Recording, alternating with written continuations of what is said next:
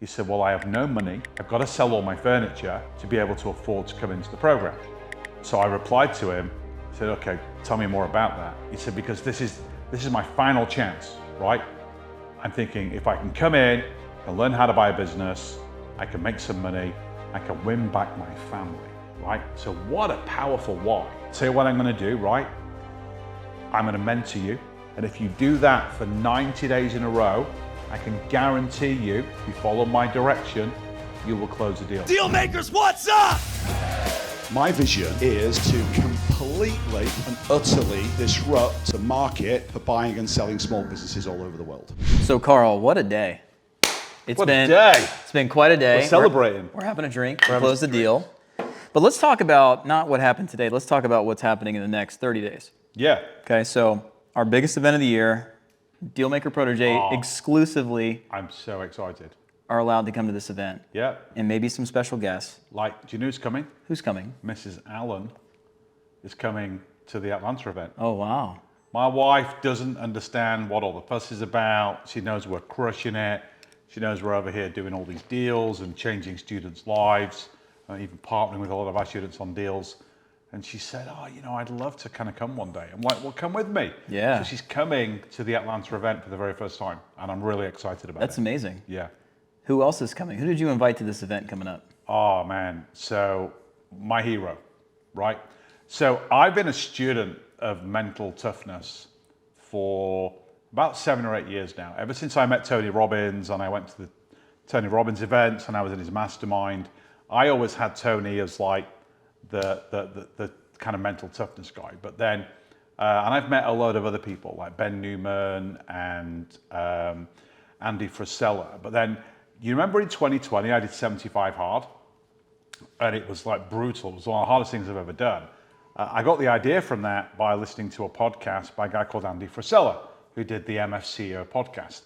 And he interviewed a guy on that podcast called James Lawrence, AKA the Iron Cowboy. Now this guy did 50 Ironmans in 50 days in 50 consecutive states, right? This guy's like tough. So it's like most people can't even do one Ironman, and I'm talking like a full Ironman, which is a 2.4 mile swim, a 112 mile bike ride, and then a full 26.2 mile marathon. And you do it all in the same day. It takes about 16 hours, right? So you get up, you do the swim, you get out, you get on the bike, you do all that, and then you get off the bike and you run a marathon, right? All in one day, right? So that's tough. He did it 50 days in a row, which is even tougher. But then what's even crazier is he did it in 50 different states. So he starts off in Hawaii, does the first one, then flies with no sleep with his family up to Alaska, does Ironman number 2, and then he flies from Alaska to, I think, Washington State, does Ironman number 3, and then on no sleep, and then they zigzagged across the country. So he'd do an Ironman, he's exhausted, he's dying, and then they would caravan him to the next state in time for him to wake up and do the next Ironman. And this guy, like, really kind of inspired me because one of the things he talks about on his podcast and in his book, or if you've watched the Netflix documentary about the Iron Cowboy, is this guy's like 3 days in, he's doing like Ironman number 3 or 4, and this guy's broken, right? His feet are all bleeding, his toes look like they've been put through a wood chipper. This guy's literally dying. He falls asleep on his bike, he comes off his bike, he's covered in road rash, he's dislocated his shoulder, right? So 99.999% of people, you're gonna quit right there, right? This guy's broken. But he gets back on his bike and he says to himself, let me be perfect just for 1 second, right? Let me just turn the pedals for 1 second. Let me do one more turn, one more turn, one more turn. And then he does a minute, then he does a mile, then he finishes the bike ride, then he does the marathon, then he does fucking 47 more Ironmans in a row, right? This guy's like dialed in this mental toughness. So when I'm doing 75 hard, I'm 65 days in and I'm out running one Sunday night and I slipped and I tore the, you can see where I've had the surgery. Like a meniscus? Yeah, I tore my cartilage on both sides. And I can't even stand up, right? I'm thinking, well, do I quit? But then I asked myself the question, what would the iron cowboy do? Don't quit. Just take one more step. Can you take one more step? Painful, yeah. Take one more step, a little bit less painful. Before you know it, I'd done 10 steps. Then I'd done 100 meters. Then I'd finished the walk and the mile, and then I completed the rest of 75 hard. So it's always been like, we do all these events, right? It's always been like just my dream to have him come and speak at our Dealmaker events, because I've had all my protégés read his book. I talk about him all the time. It's like insane what he's done for me and how I've been able to kind of like pass that on as a ripple effect to the rest of the deal making community. And he's a crazy guy. Like right now, he's in Spain or Sweden or somewhere like that, doing a race. He's got all these other commitments. And I just said, look, please, will you come and speak at the event? What does that mean to you And to he have said, him speak yeah. there? Oh man, it's like, that's going to be a really emotional day for me, right? To welcome my absolute hero on the stage and introduce him and tell that story to the audience. They all know it. And just to have him really share like what it really takes to be successful and get things done, and how to intentionally make yourself uncomfortable in the pursuit of your goals and your dreams and do hard stuff. And like, he's the toughest guy I know in the world. Like a lot of people talk about David Goggins, super tough guy. People talk about Jocko and Andy Frisell and all these amazing guys. Even Tony Robbins is tough. But this guy, to do 50 Ironmans in 50 days in 50 states, and he's since done like 101 Ironmans consecutively, albeit in the same location. Yeah, this dude's tough. Like, I don't think that's ever going to be surpassed in terms of like human endeavor and performance in our life. I was going to say, you'd have to imagine that's on the list of the most impressive fitness accomplishes in human history. Yeah. I but can't it's imagine interesting, anything right? else that's But it's not hard. about fitness, really. If you think about it, it's not about fitness. The human body, no human body in the world is designed to withstand that. So it's really a mental game. It's a mental thing that he did, not a fitness thing. Where with one arm, like he dislocated his shoulder on day 3, I think, or 4. He had to learn how to swim with one arm.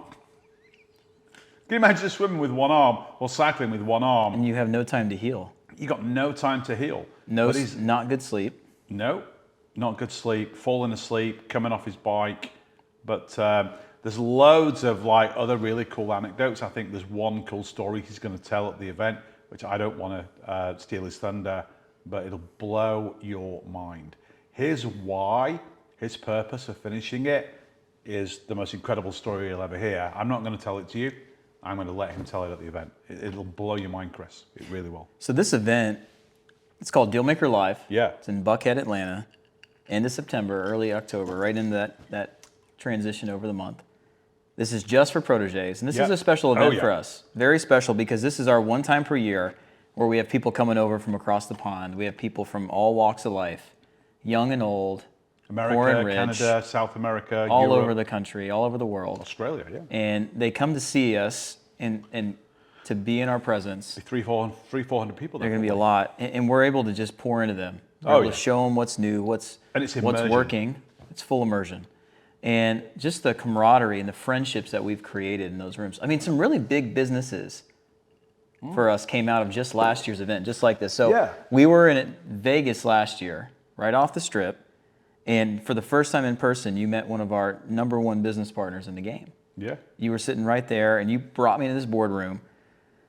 And Ross. It was Ross. Yeah. And you said, hey, Chris, Ross has got an Ross. amazing idea. And then you looked at Ross and said, Chris is in on everything I do. He's in on this. Yeah.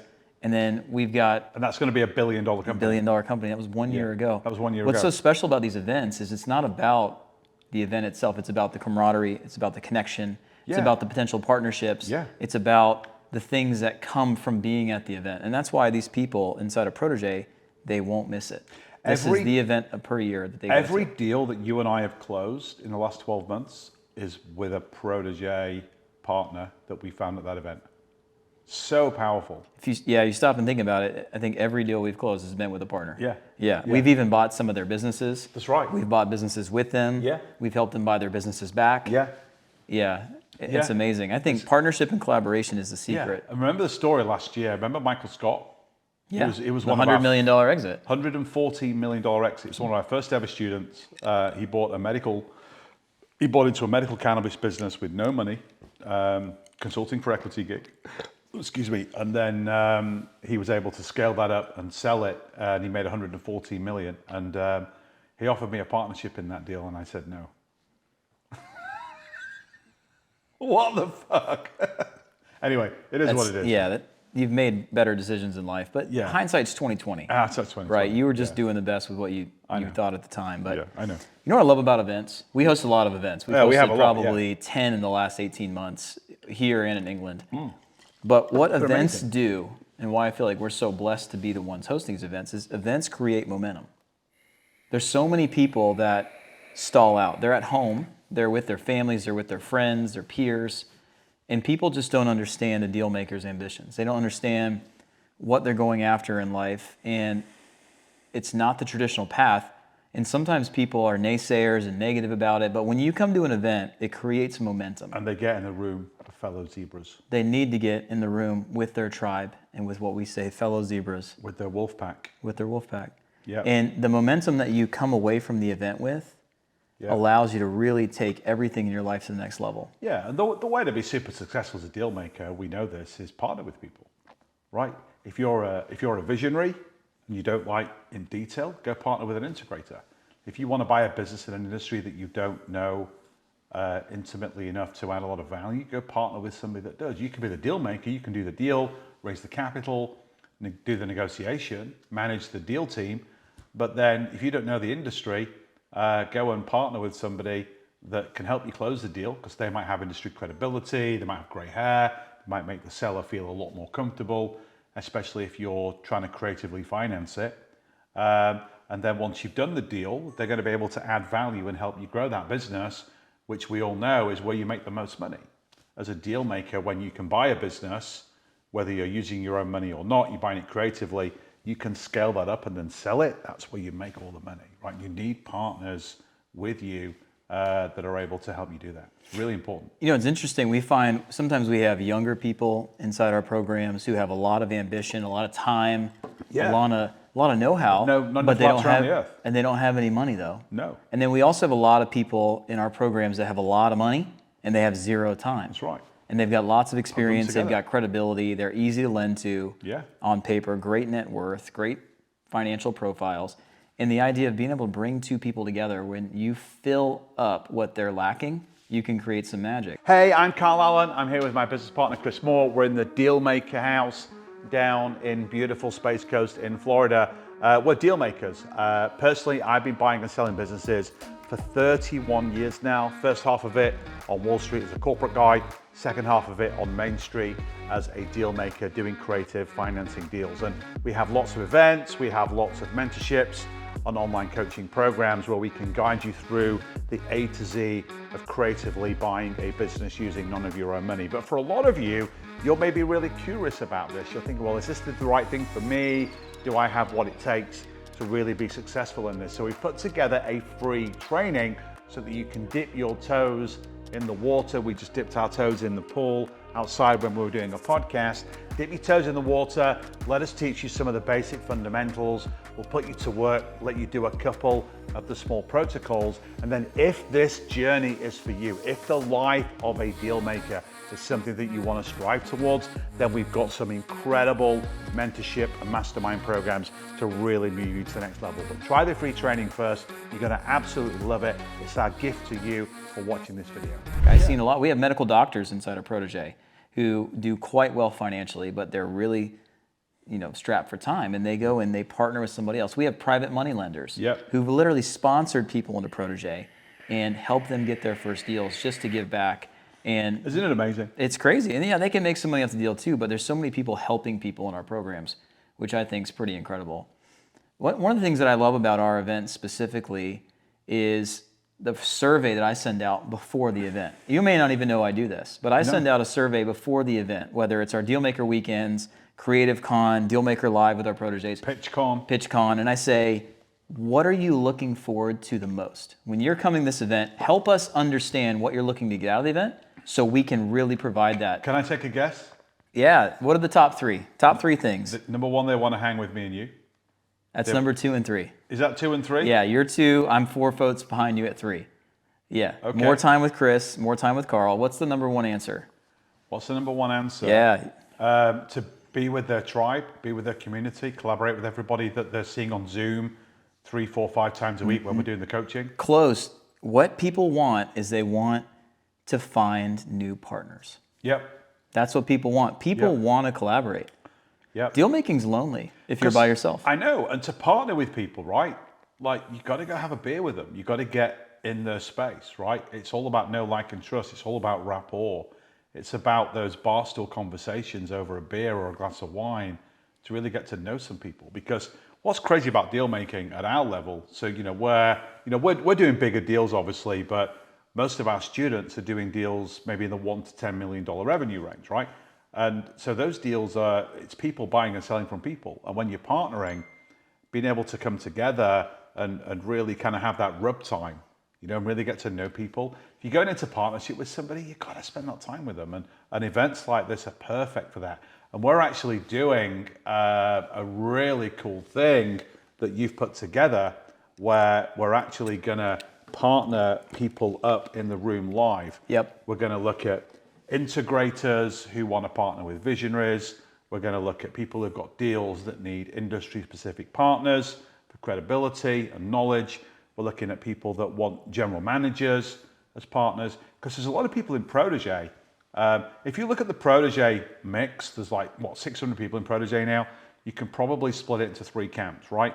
You've got people that want to be owner investors, like you and I. They want to build portfolios, do roll-ups. They don't want to run the businesses. They just want to do deals, right? So they need operating partners. They'll find them at the event. There are people that come into Protégé that want to actually get in, roll their sleeves up and run a company. Nothing wrong with that, right? They don't want to be like the absentee owner. They're tired of corporate America. They're tired of a W-2. They want freedom and work-life balance, but they want to go in and actually physically run the business. Which is me. I've made millions doing it. Yeah, that's fine. That's absolutely amazing. So they can find visionaries and deal makers at the event, and they can do deals together, right? And then you've got people that want to do consulting for equity. So people like Dan Giordano, really smart guy, phenomenal marketer. Marketing is one of the big skills that most businesses lack in this country.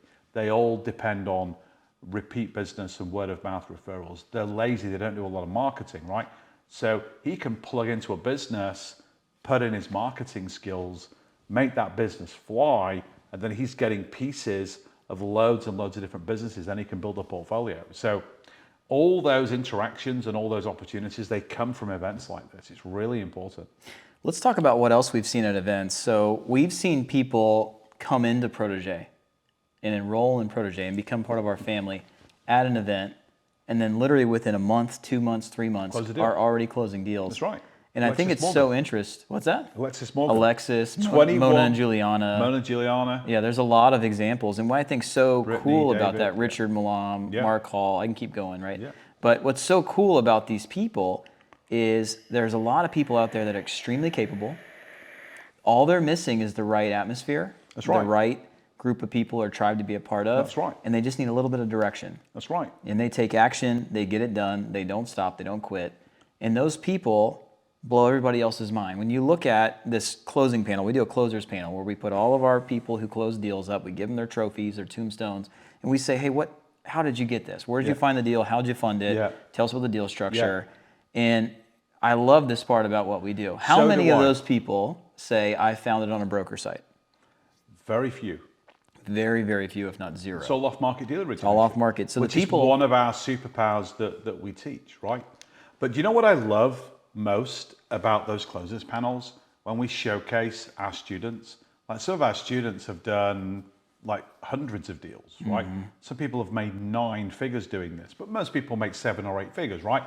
And what I love about putting people on stage and they tell their story is people come to these events, right? And people in all of our coaching and mentoring programs, they look at you and I, right? And some of our other coaches like Jeremy and Sarah, and they say, well, yeah, obviously these guys know how to do this, right? I've done over 400 deals now, right? You've done probably 50 to 100. we've done all these deals. People look at us and think, well, obviously these guys know how to do it. But when you could put somebody on stage like Alexis or Mona or David or Dan that 3, 4, 5 months ago couldn't even spell Dealmaker, and they've come in, they've been immersed in that community, they've taken the action, and they've got the results. I think that's even more powerful to somebody in the room that's not yet closed a deal, because they say, well, hey, I know Chris and Carl can do deals in their sleep, but I'm looking at Mona or Juliana, or I'm looking at Alexis, or I'm looking at David or Mark Hall. These guys are really new, and they've gone in, they've done the work, and they've closed a deal. That is really powerful to me when we see that. And I think our students love it. They do love it. But the secret, and we talk about this in the Establishing Your Dealmaker Identity training, is you've got to take imperfect action, right? Yeah. So there's 3 things that you teach protégés specifically. There's 3 things that you hold them accountable on. What are those? X, Y, and Z. Yeah, so just taking one step back, right? So if your goal's to buy a company, right, you've got to look at it in 3 ways. You've got to look at the what, the why, and the how, right? We'll talk about the how in a minute, which is the 3 things. But the what is, you've got to get really specific on what type of business you want to buy. You can't just say, hey, I want to close a deal, right? You've got to get really specific. You've got to say, hey, I want to buy a web design company within 50 miles of Chicago, between $2 and $3 million of revenue, with a minimum 20% profit margin, and I want to close that deal with creative financing within 90 days, right? You've got to get really specific. That's called a SMART goal. Then once you've done that, the why is that's the magic kind of weapon, right? You've got to figure out, why do I want to do this? Because you know something crazy? Nobody wants to buy a business. Nobody wants to own a business. We want the benefits that business ownership gives us. Wealth creation, cash flow, legacy, work-life balance, freedom, assurance, insurance, credibility, tax write-offs, ego, tax write-offs. Yeah. The list goes on. So you got to dial in that purpose. Why do I want this? Who am I fighting for, right? What can I impact wider than myself that's going to give me that leverage to push through when deals sometimes get a little bit challenging, right? Push through. Like, look at the deal that you and I just closed. That's one of the hardest deals. Yeah, it's a $2 million EBITDA company, right? So a nice big deal. That's been one of the hardest deals I've closed probably in the last 10 years. I've done billion-dollar acquisitions in corporate life that weren't as challenging as that deal. But our why and our purpose was so dialed in for that deal, there was nothing going to stop us from closing that deal. Everybody told us, you're never going to close this deal. But we did. We did. Because our purpose and our why and our leverage was so powerful. So once you've got that, you've got the what, you've got the why, then it's all about the how, right? And the how is there's 3 things you've got to consistently do to become a successful deal maker. You've got to X, originate deals. You've got a Y, meet sellers, build rapport. And you've got a Z, or Z as we say in England, you've got to make offers. The more deals you originate, ideally off market, the more sellers you meet, build rapport, get information, the more offers you make, the more deals you're going to close, right? And if you do that consistently over a period of time, you cannot fail to buy a business. And my analogy is like going to the gym, right? So if you want to build muscle, if you go to the gym intentionally 3-4 times a week and you do the reps, you do the sets, and then you put the proper fuel into your body, and you do that consistently, you biologically cannot fail to build muscle, right? If you dial in your plan, your what, if you dial in your why, your mindset, and you are intentional about originating so many deals per week, meeting so many sellers per week, making so many offers per week, you biologically can't fail to buy a business. You just can't. You just got to keep going. That's the key. It's powerful. I think we look at something like business acquisition, especially if we've never done it before, and it seems like a really intense environment, very difficult to do. No. People who don't have a lot of business experience, it can be even more intimidating. But really, when you have the right blueprint, when you have the right trainer, the right coach, the right teacher, and the right group of people around you supporting you, and the right feedback loop where you can actually get feedback based off of the activities you've been doing, Yeah. and you've got accountability partners, and Yeah. you've got coaches. Oh yeah. It is achievable. Of course it is, right? And like buying businesses is not hard. It just takes a little bit of hard work. Like, we're not going to say this is a get rich quick scheme. You can't come into a program like this and close a deal in a week. Some people have, right? We've had people do that, yeah. Yeah, some people have. Yeah. But for the most part, it might take you 60 days or 90 days. And you've Yeah. got to put the reps in, right? You've got to do the work. You've got to find the deals. You've got to meet the sellers. You've got to work on the relationship. You've got to do the vetting. Then if your deal needs a closing payment, you've got to go and talk to lenders or investors and partner with them on the deals. And then you've got to quarterback the whole management of the process, right? You've got to do all that. So it takes a little bit of work, and it can be challenging, but you can flex it around your 9 to 5 and your family and all those other things that you want to do. And what's interesting is like there's so many people that we found from all walks of life. People think, I got to have a Harvard MBA, or I've come from Wall Street. I have a Chicago MBA and I came from Wall Street. But really, some of our best deal makers, didn't really have any formal education. They're hungry. They had that why. One of my favorite stories about a student, right? He was called Jeffrey Roberts. I remember the testimonial that I got. I'll share the testimonial one day. I never published it because no one would believe it, right? He worked in a kitchen washing dishes, right? He'd lost his job. He'd lost his family. He'd lost his home. He was living in, a horrible, multi-person house, and the only job he could get was washing dishes in a school on minimum wage, right? And this was back in the day when I had a webinar. So I used to do a webinar once a month, and we'd do the training, and then we'd make them an offer to come into what was then the Business Buying Accelerator, what's now Dealmaker CEO, right? Our online coaching program. And at the time, we'd do the offer, and then we'd do a 72-hour time limit. Say, hey, here's the offer. You've got 72 hours to come in, and then we're going to close the cart, right? Which is what we used to do. We used to do that every month. And this guy watched the webinar, and the following day, I went into my office, and I would get, we were a really small business then, so I was doing a lot of this myself, and I would get all the emails that had come from people on the webinar, and they said, hey, love the training, but I'm not going to be able to do this. I really want to come into the program, but I can't afford to do it inside of the 72 hours. I need a few extra days. I have to sell all my furniture. I'm like, wow. So I replied to him. I said, okay, tell me more about that. He said, well, I have no money. Told me the situation. The only assets I own are the furniture in this house that I'm living in, this horrible house. I've got to sell all my furniture to be able to afford to come into the program, right? I'm like, dude, that's scary. He said, because this is my final chance, right? I'm thinking if I can come in, I can learn how to buy a business, I can make some money, I can win back my family, right? So what a powerful why. For him, it wasn't about buying a business. It was about getting back to a status in life where he could win back his family and get his life back together. So I messaged him back and I said, okay, let's go. I'll give you some time. I want you to sell your furniture. I want you to have some skin in this game and some psychological pain. But I'll tell you what I'm going to do, right? I'm going to mentor you. I want you to send me an email every single day, every day without fail. I want you to tell me exactly what you've done in the pursuit of this journey. I'm going to hold you fully accountable, right? And if you do that for 90 days in a row, I can guarantee you, if you follow my direction, you will close the deal.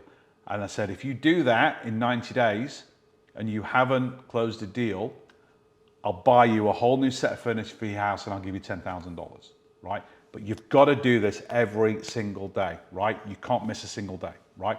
If you're sick, I don't care. You've got to do this every day. And he closed the deal. He did it. He came in, he sold his furniture, he slept on the floor, he went through the process. He bought a medical records company in South Carolina, bought 60% of the deal, was doing over $1 million in revenue, zero money down deal. And he bought that business, grew it, flipped it, and now he's a real estate investor, and he's doing like really, really well. And he got his family back together, right? So he used the acquisition of a business for a much bigger purpose, and to what something that you've taught me. He knew what he was fighting for. He was fighting to put his family back together, right?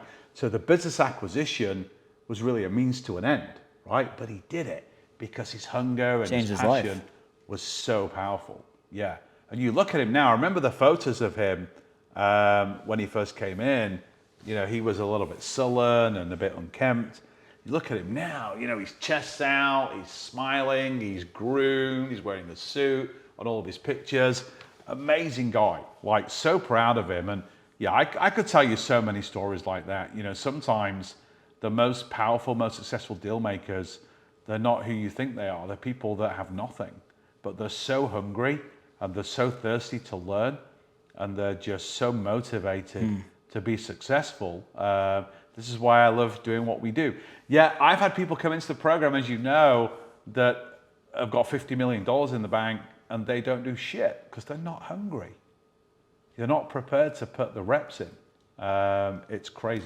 So let's go back to that. So a lot of these everyday people are getting into business acquisitions, working with us. Yeah. Let me ask you a question.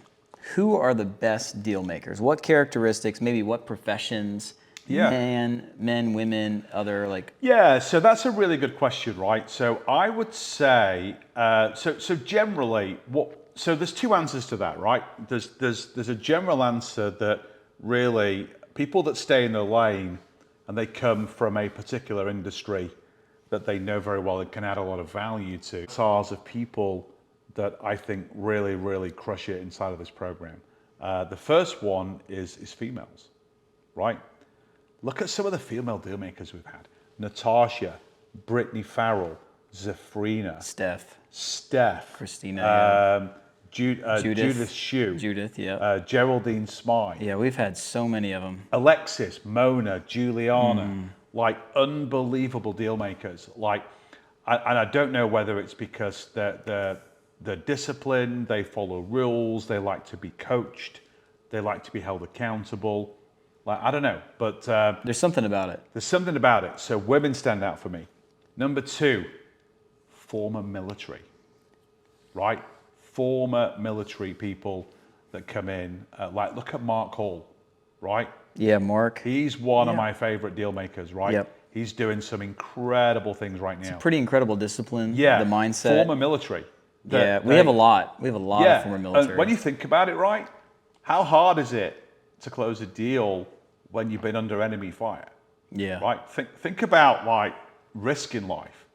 Like if you've put your body on the line and you've served your country and you've been in a war and you've been in the military and you've been through that training. Like I used to have a GM in one of my companies that was a Navy SEAL. Like that dude wasn't scared of anything.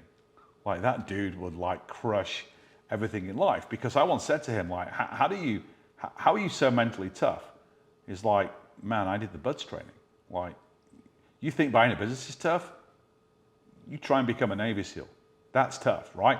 So I find with military people, they're used to hard work, they're used to following rules, they don't deviate from the protocol, and they have a mental toughness and a resilience that really serves them well through the program.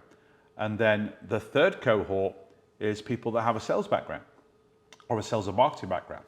And those people do very well for two reasons. Number one, they understand how to build funnels. They understand that you need a pipeline of activity. If you're a salespeople, you know that you might have to go and call on 10 people to sell one product or one service, right? It's like with deals. You've got to maybe go and look and sniff 10 deals to find the perfect deal that's going to work for you and is going to close. But then also having a sales and marketing background, you've got a perfect skill set to help grow and scale a business.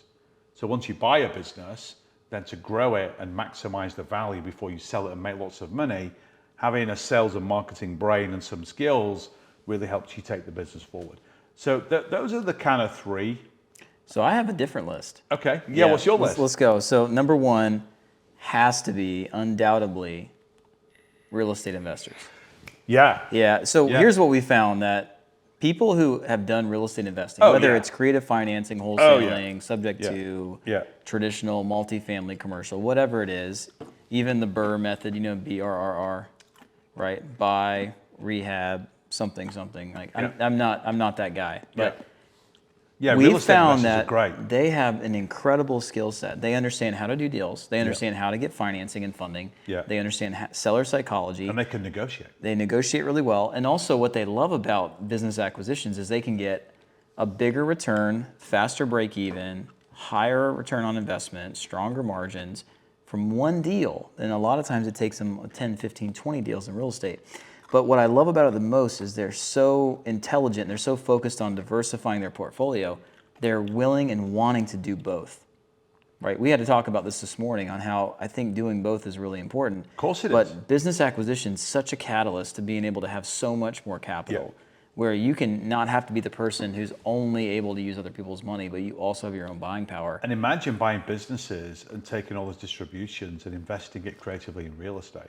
It's amazing. It's incredible. Like when we get our quarterly distributions, what do I do every quarter? Yeah, I buy another house. I mean, that's what I do, and I love it. We're in one right now. Yeah, the Dealmaker house. We're in the Dealmaker house. We're in the Dealmaker house. So we have a plan to buy a lot of properties as well. So I think there's so much synergy, and you always talk about how transactionally they're very similar but quite different. Yeah. And it's enough of a nuance. It is different enough that you do need coaching. Yeah. You do need somebody to help you. You do definitely need coaching. Because the process is different. The contracts are different.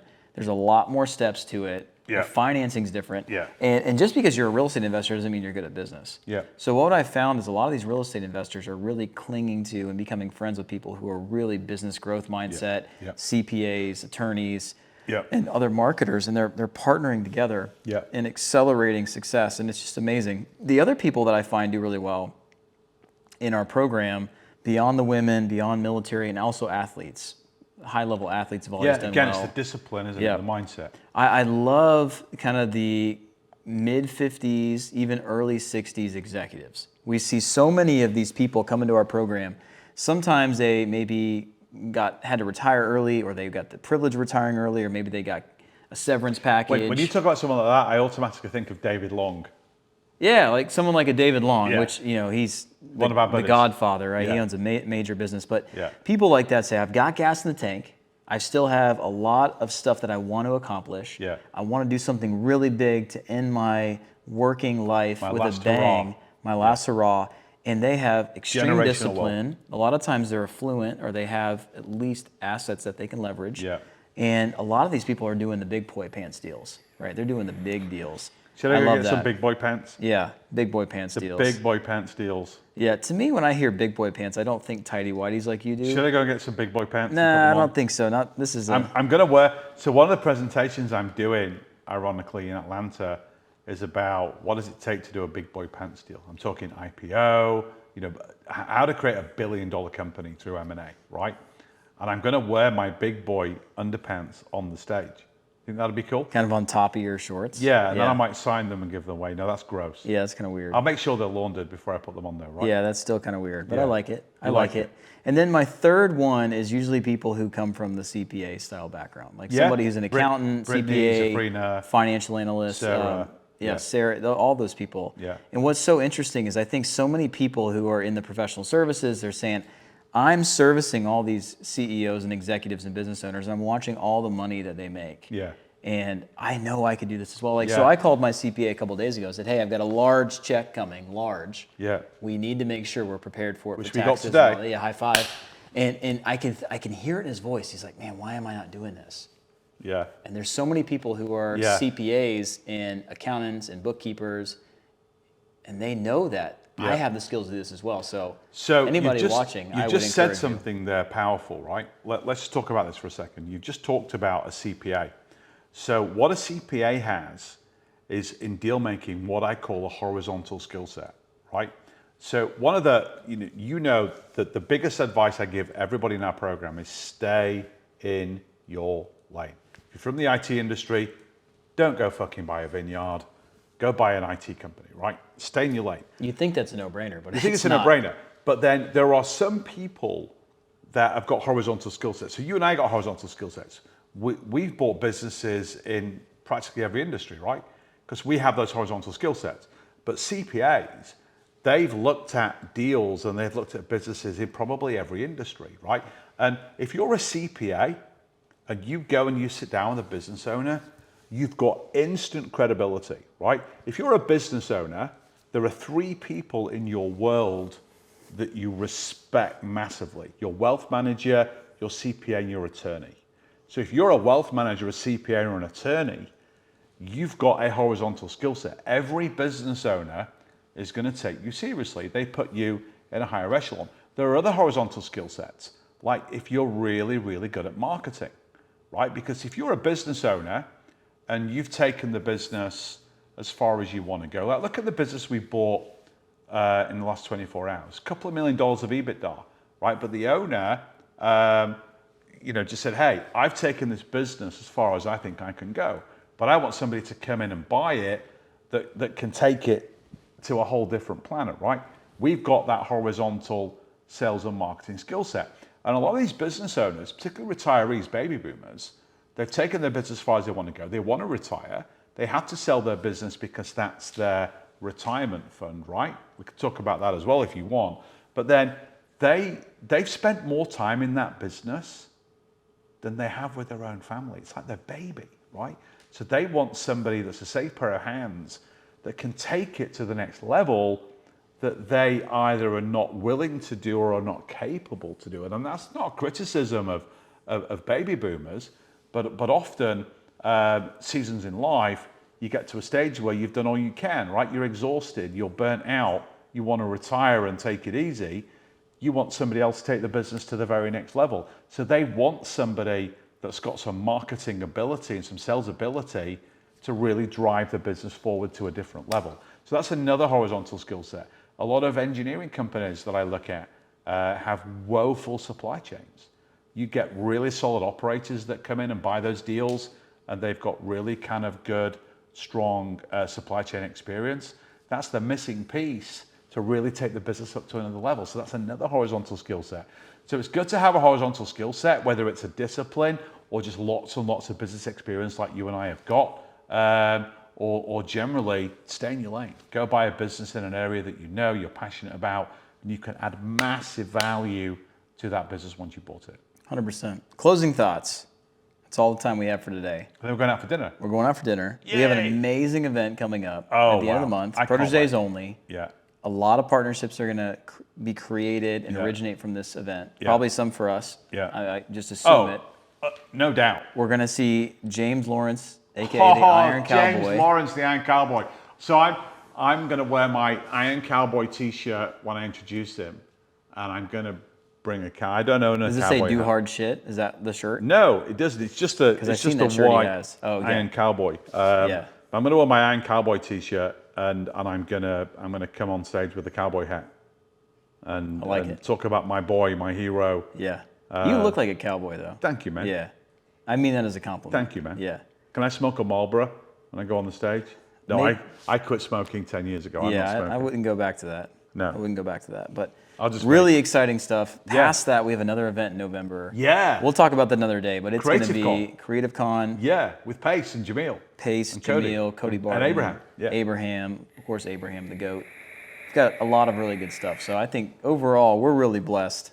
For sure. And the idea of being able not just to call our protégés our clients or our students, but calling them our family. It's our family. So anybody watching this at home, thinking about what could a business in your life do for you? If you went out and acquired a cash flowing business, what could that really accomplish for you in your life? So think about that. Think about your who are you fighting for, your why, and are you really living up to your full potential? We'd love to have an opportunity to chat with you, have you join our protégé family, and really just take everything in your life to the next level. Really become one of the upper echelon. Become one of the upper echelons, right? Yeah. Think about how you can diversify, fortify your life, and multiply your cash flow, your wealth creation, and your happiness in everything that you do. That's it. Dealmaker Weekend, September 29th through October 1st, protégé exclusive. It's going to be the event of the entire year. And we're obviously excited. Yeah. So let's go eat some dinner. Chris Moore, let's go. Let's go. All right, guys, see you soon.